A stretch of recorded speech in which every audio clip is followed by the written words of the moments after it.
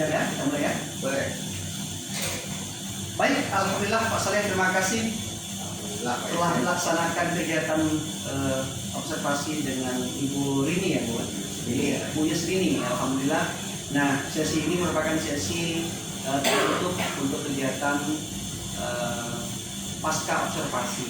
Nah, jadi Bapak silakan bercakap-cakap dengan Ibu Yusrini seputar bagaimana aktivitas pembelajaran juga oleh Ibu Rini di kelas yang Bapak observasi sebelumnya. Tanpa membuang waktu, kami silakan kepada Pak Saleh untuk melaksanakan percakapan dan saya izinkan untuk menjadi observer pada hari ini. Silakan Pak Saleh. Pak Yasir. Baik, Pak Muhammad Saleh dan Ibu Yusrini, terima kasih telah melaksanakan kegiatan percakapan pasca observasi. Dinamis, komunikatif, dan sangat reflektif.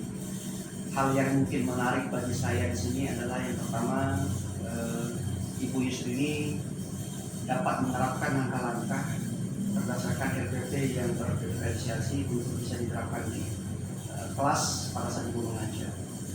Dan tentunya bimbingan diberikan oleh Pak Saleh ini sangat baik dan bisa Ibu nanti terapkan dan imbaskan kepada teman-teman lain di komunitas praktisi atau di komunitas belajar Ibu di sekolah lain. Terima kasih atas kerjasamanya dan kami ucapkan terima kasih kepada Pak Saleh yang sudah memberikan sebuah suguhan percakapan yang sangat-sangat seperti podcast ini ya, seperti YouTube ya. Mudah-mudahan ini bisa menjadi